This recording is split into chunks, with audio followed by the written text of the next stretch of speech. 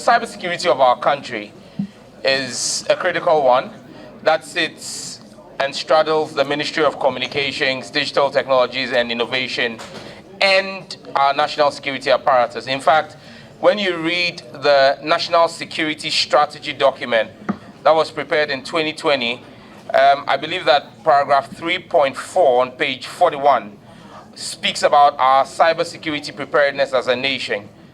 Mr. Speaker, Mr. Chairman, in 2020, we passed Act 1038, which is the Cybersecurity Act.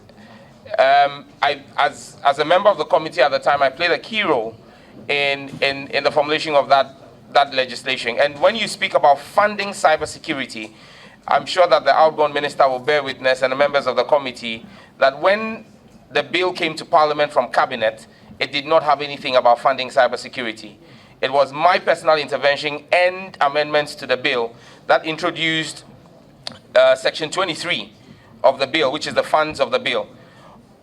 I would say that it is just sheer providence that 4 years after the bill came into law, the outgone government was unable to operationalize the fund. And I, who brought it into the bill, today sits here as a nominee of the president to superintend this bill.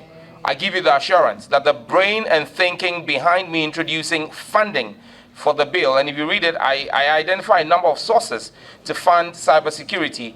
One of them is grants from the government. Another is allocations from government or grants from individual donor agencies like the Mastercard Foundation and Rockefeller Foundation.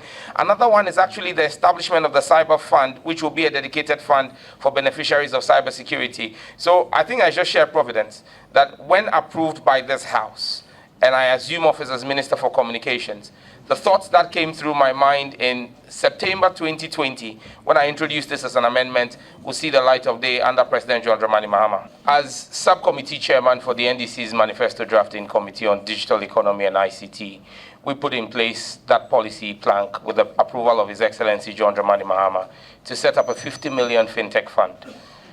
The 50 million fintech fund, that 50 million is supposed to be a seed funding that we're going to use to attract funds from other multilateral and bilateral donor agencies.